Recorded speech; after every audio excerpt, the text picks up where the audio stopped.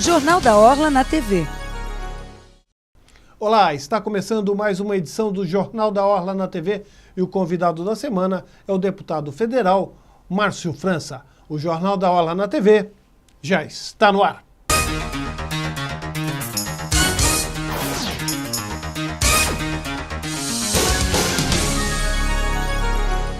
Estamos de volta com o Jornal da Orla na TV e o convidado da semana é o deputado federal Márcio França e presidente também do PSB de São Paulo. Olá, deputado, grande prazer recebê-lo. Prazer é meu. Bem, Márcio França, a Câmara dos Deputados aprontou mais uma com a população brasileira aí, mantendo o mandato do deputado Donadon, que foi cassado porque enfiou a mão no patrimônio público, não é? E a Câmara... Ele foi condenado pelo Supremo e a Câmara manteve o mandato. Como é que se justifica isso para o telespectador, para o cidadão de bem? É fácil, né? Voto secreto. O voto secreto induz a pessoa a votar de maneira corporativa. O sujeito viu lá um cara chorando, entrando algemado, com a mulher sentada no plenário. A maioria sabia que não ia ser percebida e, na verdade, não foi a maioria. 233 votaram a favor da cassação e 170, mais ou menos, votaram contra a cassação. E alguns estavam lá e não votaram, né? Ou então nem foram votar. Então esses ficaram com a digital pendurada, mas esses 170 desapareceram. Mistura tudo, dá a impressão que todos os 500 votaram contra. Na verdade, 230, a maioria votou a favor da cassação. Mas você precisava chegar a 257 para poder dar a cassação, né? E aí nunca foi cassado. Agora, é estranho isso, porque tudo bem, eu acho que é uma cena chocante, ver um colega algemado em plenário, mas tem que pensar também que o cidadão não está algemado porque ele era bonzinho, ele está algemado porque ele roubou a população brasileira. Claro, foi condenado pelo Supremo, né? Quer dizer, o que é pior é o seguinte, a não cassação do Donadon não resultaria em nenhum benefício para ele, porque no fim ele também não ia poder cumprir o mandato. Foi mais um desafio, uma certa... Picuinha ao Supremo, quer dizer, vou mostrar quem é que caça, se sou eu ou se é ele, tal. E aí voto contra, e quer dizer, foi assim que 170 votaram contra ou não votaram. Mas né? acaba afetando a imagem como um todo do claro. Congresso Nacional, não apenas da Câmara dos Deputados, e do Congresso Nacional, e põe em xeque o atual sistema político brasileiro. As pessoas começam a falar, bom, democracia é isso? Mas... Não foi um desserviço ao sistema democrático? Foi um desserviço. Quer dizer, porque você tira, assim, você se desgasta com coisa que não vale o desgaste. Eu consegui argumentar várias pessoas que estavam lá, alguns que foram embora, para dizer, olha, vota esse negócio, isso não vai resultar em nada, não vai ter benefício para ele, só vai ter malefício para a gente. Porque vai ficar uma imagem como se todo mundo tivesse votado contra. Mas no fundo, o que eu acho é que a maioria achava que não ia ser cassado. Não, que ia ser cassado. Então falando, eu vou votar contra, mas ele vai ser cassado. E aí foi a surpresa, porque não chegou a 257, né, faltaram 24 votos e acabou dando no que deu. Foi um baita desgaste. A gente, cada um, e especialmente quem votou a favor da cassação, como eu, acaba sofrendo junto, porque ninguém quer saber, né? Você chega em casa, teu filho fala, pô, pai, não cassaram? Pô, todo mundo tá sabendo que é para caçar e tal. Como é que você quer que eu faça, né? Eu só tenho um voto, né? E como é que se corrige esse desgaste? Voto aberto nas próximas sessões semelhantes? Voto aberto. O voto fechado é um voto a proteger a sua consciência. Porque você, em determinados momentos, por exemplo, você vai votar no veto da Presidente da República. Se você vota a favor ou contra e vota secreto, a Presidente não fica sabendo como você votou. Se o voto é aberto, você fica exposto. Você, às vezes, não fica com tanta independência quanto você quer ter. Mas, infelizmente, não foi possível usar isso do lado bom. Eu tenho a impressão que vão colocar em votação aquela PEC que obriga, que já foi votada em primeiro turno, e vai passar tudo para o voto aberto. Quem vai sofrer com isso são os petistas do mensalão. Eles devem ir a voto com o voto aberto, né? Bem, deputado, o senhor também é uma grande liderança nacional, presidente estadual do PSB, um partido muito importante, que o senhor lançou a candidatura do governador de Pernambuco, Eduardo Campos, a presidente. Isso implica em composições políticas no estado de São Paulo. Por exemplo, o senhor é cotado para ser o candidato a vice-governador na chapa encabeçada por Geraldo Alckmin. Como é que está essa articulação? Então, veja bem, nós aqui em São Paulo, nós entendemos que o governador Eduardo Campos, que é o nosso presidente, que é o governador de Pernambuco, que é um jovem de 48 anos, que ainda é desconhecido na grande população, mas que nós achamos que vai ser um forte candidato, porque basicamente tem de um lado o Aécio, que é PSDB, que é a oposição, e tem a Dilma, que é a situação. Nós achamos que o Eduardo vai ser a terceira via, aquele que vai ser o novo dessa história. Ele é um governador aprovado, com quase 90% de aprovação no seu estado. Então, nós estamos apostando que ele possa ser candidato a presidente. E, para isso, não é, ele precisa montar palanques nos estados. Aqui em São Paulo, por exemplo... Que é um estado-chave, né? Um quarto do país está aqui em São Paulo, 25% dos votos. Ele precisaria ter um palanque. No nosso caso, nós estamos no governo do governador Geraldo Alckmin. Então, nós pedimos ao governador Geraldo que abrisse o palanque dele para que entrasse o Aécio, que é o candidato do partido dele, e o Eduardo. E a maneira que você pode, hoje em dia, demonstrar essa abertura dos dois palanques é permitindo que tivesse, na chapa majoritária, um de cada um, ou na vice ou no Senado. E, enfim, está em negociação, acho que está bem encaminhado, mas é claro que só em junho do ano que vem que nós vamos saber se de verdade se isso vai ocorrer.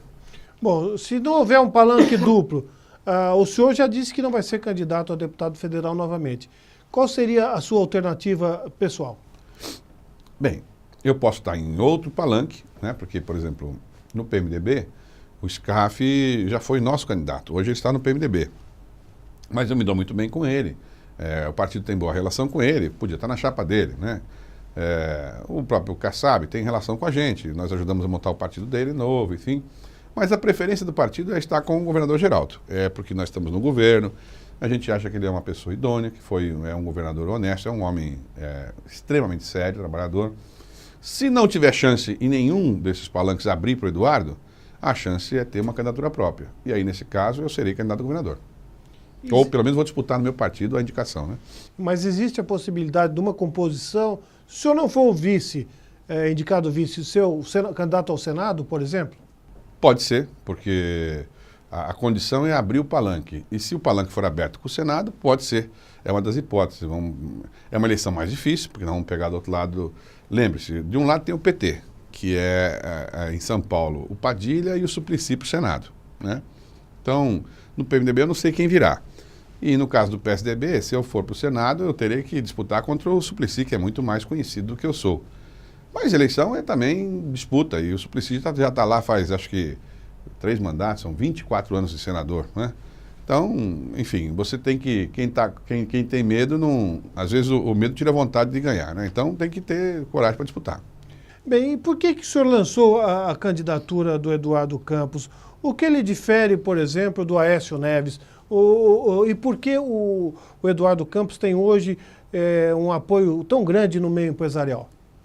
Olha, eu acho que basicamente é o seguinte, as pessoas de bem, as pessoas mais serenas, encontram qualidades no governo do PT, do presidente Lula, seguido pela presidente Dilma, mas também encontram qualidades no governo Fernando Henrique. Quer dizer, essa aparente dicotomia de que você, para ser de um, tem que ir odiar o outro, essa coisa do bem e do mal, é um equívoco. O Brasil perdeu tempo com isso. Porque quando a gente fica colocando só dois lados da moeda, como se tudo que o outro fizesse estivesse errado, você acaba, sem querer, se aproximando da banda mais ruim da política, que acaba se aproveitando disso. Nós achamos que dá para poder criar uma terceira via que absorva o que os dois lados têm de melhor. É inegável, por exemplo, que o Brasil, ao longo dos anos, acumulou experiências positivas. O Brasil de hoje é democrático. Há 40 anos atrás não era. Foi um avanço da democracia. Depois o Brasil alcançou um sistema financeiro, um sistema bancário forte, um equilíbrio financeiro, lei de responsabilidade fiscal. Quer dizer, várias coisas importantes foram conquistadas a partir do governo Fernando Henrique. E, na sequência, o presidente Lula deu vazão a entrarem várias pessoas para a classe média, com políticas sociais fortes, que também foi importante. Eu acho que, baseado nisso, nós precisamos hoje no Brasil um pós isso tudo. Alguém que consiga não criar essa coisa antecipada, essa precaução de um para outro, e que unisse os dois lados e pudesse fazer um governo melhor ainda. Porque o Brasil que a gente está esperando avançou bastante, mas não dá para dizer que a educação pública é de qualidade, que a saúde é de qualidade, as pessoas ainda sabem que não é de qualidade. E eu acho que enquanto nós tivermos um lado torcendo contra o outro, e um ganhando, outro torcendo contra, a gente não consegue nem para um canto nem para o outro. Qual seria o diferencial de um eventual governo do Eduardo Campos? Eu acho que, basicamente, uma visão social forte, que é típica dos governos de esquerda, mas com uma produção de gestão diferente. Por exemplo, o Eduardo, em Recife, em Pernambuco, ele, embora governando num estado muito difícil, 4 áreas, saúde, educação, segurança pública e serviço social, todas elas hoje já têm remuneração variável. O servidor público tem variação no seu salário, lastreado na produção que ele produz, no quanto melhor ele produz. E é uma marca, que é difícil fazer isso em gestão pública, não é? Todo o governo dele é baseado em metas e remuneração a partir das metas, o que é uma novidade na administração pública. Quando você fala isso no Brasil, parece que é impossível, né? Por isso que os empresários vão lá, veem aquele modelo e falam, puxa, é assim que eu faço na minha empresa. Eu acho que o Brasil tem que ser assim, com prazo, com meta. Não deu certo, perde a meta, perde a remuneração, cai. Por exemplo, hoje em cada uma das secretarias, ele abriu o concurso, pegou pessoal da GV, e todos os rapazes da GV é que aplicam essa metodologia com um quadro de situação, com um monitoramento full time. Quer dizer, se você perguntar hoje para um policial militar em Pernambuco na rua, ele sabe se ele está abaixo ou acima da meta para aquele mês e que ele precisa melhorar a meta dele. Então isso incorporou no servidor público e o Estado cresceu 10%, 12% ao ano, diferente do resto do país. Por isso que Pernambuco deu uma explosão de negócios, de bons negócios. É claro que é um estado muito atrasado em relação a outros estados aqui do Sudeste, mas cresceu muito mais que todo o Nordeste e muito mais que todo o Brasil. Bem, o senhor tem sido talvez um dos maiores incentivadores da candidatura do Eduardo Campos a presidente da República. Ele já está convencido que esse é o caminho? Eu acho que já está convencido. Numa entrevista, numa conversa particular com alguns editores e donos, proprietários de grandes revistas aqui de São Paulo, o rapaz perguntou de um jeito para ele, tudo bem, você vai decidir em 2014, mas você quer ser candidato? E ele disse, eu quero ser candidato. Eu quero ser candidato. Então essa é uma frase forte, eu quero ser candidato. E o Ratinho, no programa que ele fez do Ratinho agora recentemente, o Ratinho inteligente, o pessoal às vezes acha que tem que ser os caras mais famosos, mas o Ratinho conseguiu fazer uma pergunta também de um outro jeito que ele acabou sem querer se confessando, né? Que o Ratinho perguntou, tudo bem, você só quer falar em 2014, mas me diga uma coisa, imagine o cenário, 2014, os candidatos são Marina, Eduardo, Dilma e Aécio. Qual desses você acha que tem chance de desistir? Aí ele falou, nenhum dos 4. Ora, quer dizer, indiretamente ele falou que vai ser candidato. Agora, ele está esperando 2014 porque nós fizemos parte da eleição da presidente Dilma, nós temos 6 governos importantes, governos do Estado, e os nossos governadores estão pedindo para que a gente adie essa decisão, porque eles temem retaliação sobre os governos deles, né? E o Eduardo, então, está ganhando um tempo aí para poder chegar até o final do ano, mas acho que ele será candidato. E por que, pessoalmente, o senhor acredita que ele vai ganhar essas eleições? Basicamente porque ele é o melhor, ele é disparadamente o melhor, não é pouco melhor, ele é muito melhor, porque ele junta um gestor muito forte, muito competente, provadamente competente, com um político de muita habilidade, que consegue juntar as duas coisas. A Dilma é uma mulher séria, honesta, mas nitidamente ela tem muita dificuldade com a política, ela detesta a política, detesta Congresso, enfim, ela tem dificuldade com isso. Enfim, não é do ramo? Não é do ramo. Ela é uma pessoa sem cintura para esse tipo de... Quer dizer, pode ser boa para outras coisas, mas nisso ela sofre demais, não é? E o Aécio é um sujeito muito político, é um sujeito muito simpático, é uma pessoa carismática, mas não tem foco. O Eduardo tem essa coisa do foco, né? Dorme pouco, acorda cedo, casado, 5 filhos, um negócio, sabe, muito...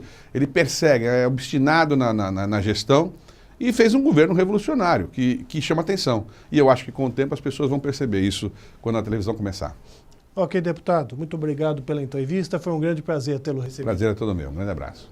Nós ficamos por aqui, mas o Jornal da Orla na TV continua na internet. A seguir, em foco, o Jornal da Orla com Flávio Rigg. Uma excelente semana a todos.